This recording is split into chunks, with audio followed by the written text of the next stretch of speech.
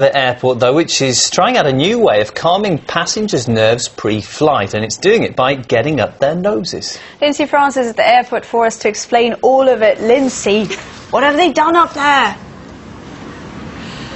Well, guys, usually when I'm reporting live in front of an airport in weather like this, it's about closures. This one is about aromatherapy and how this airport is getting very creative in calming your nerves before you hop on flights. That's right. Domodedovo Airport is using 3 different aromatherapy mixed scents throughout the airport to calm passengers' nerves pre-flight. Now, one of these includes vanilla, mandarin, and various kinds of mint. Now, this comes during a year when Russia domestic airlines have an astounding crash record. In September alone, 44 killed in Yaroslavl, the locomotive hockey team there. And then in June, 47 dead in another domestic crash.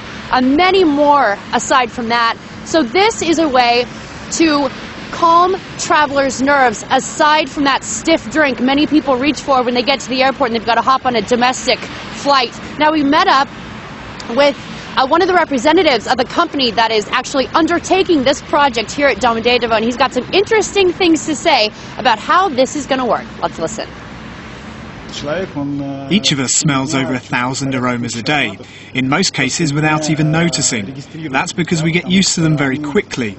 We are trying to focus passengers' attention on smells that trigger certain emotions. For example, in the passenger lounge, we help them to relax, and during registration, we help them to concentrate. Now, this has been used actually in the Frankfurt airport in Germany and in subway stations in Amsterdam. If I may say, if that concentration aromatherapy works, I'd like to take a good sniff of that every day before work, because, hey, if it works, we should all be trying it. Yeah, Lindsay, just curious how the passengers reacted so far. Do they think this idea stinks? Well, the thing is, we actually smelled some of it this evening when we were interviewing him, and it's very, very subtle. You wouldn't actually be able to, outrightly address that there was a certain scent entering your nostrils. But hey, it did smell pretty good. The thing is, it's only being used in the VIP and business areas right now. There's 3 different scents being used in those areas, and that's been done since September. Now, in a little while, based on what reaction has been, 1 scent will be settled on and used throughout the entire airport. Now, the thing is, Russia is ratcheting up its safety standards to obviously prevent crashes, but also to let the public know that it is taking a very active stance in creating safer skies here in Russia. But when it comes to aromatherapy, apparently one pilot and a flight attendant decided to take relaxation to a whole new level by smoking a bunch of cannabis before a Yakutia airline flight when they were about to fly 192 people across the country. This happened just a few weeks ago, and the report was just issued. They were pulled off the flight, and of course, they've been suspended and are being disciplined. The flight was canceled, and I'm sure it didn't do much to calm passengers' nerves at all. So airlines are definitely getting creative on calming passengers' nerves when reports like that hit the media, with pilots and cabin crew taking it upon themselves to relax in these shaky flight times here in Russia. Oh yeah, marijuana aromatherapy, bring it on. Lindsay, if we, speaking of Yakutia Airlines, they're also facing a ban from the Russian Aviation Agency. What else have they done?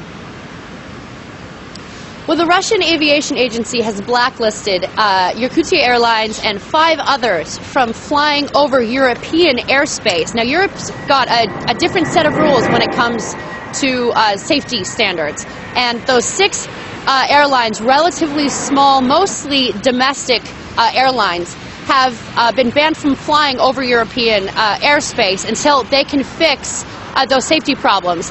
They're still flying domestic, though. They're still flying here in Russia, but they're just not allowed to take anyone over the skies of Europe, if that makes you feel any better. The heads of those companies, along with the Russian Aviation Agency and the European Aviation Safety Agency, are actually meeting today to discuss how to get back on track with the safety standards to get those airlines fully operable and to make all of us safer, not just the people in Europe with Russian airplanes flying over their heads. So hopefully a little aromatherapy, some new safety laws, we should be good to go. Yeah, Lindsay France just explaining for us there that the business lounge at Domodedovo Airport does indeed have a sweet smell of success. Thank you so much, Lindsay. Moving things on, Vladivostok's newly renovated airport has started operating an open-air regime. This means it can serve both passenger and commercial flights from any foreign airlines, regardless of whether Russia has an agreement with them. Analysts say that the decision is likely to benefit the airport. Its renovation has cost the budget more than $1 billion. Chinese airlines could soon be using it to reroute their flights to the United States, as Beijing has imposed restrictions on direct flights between the two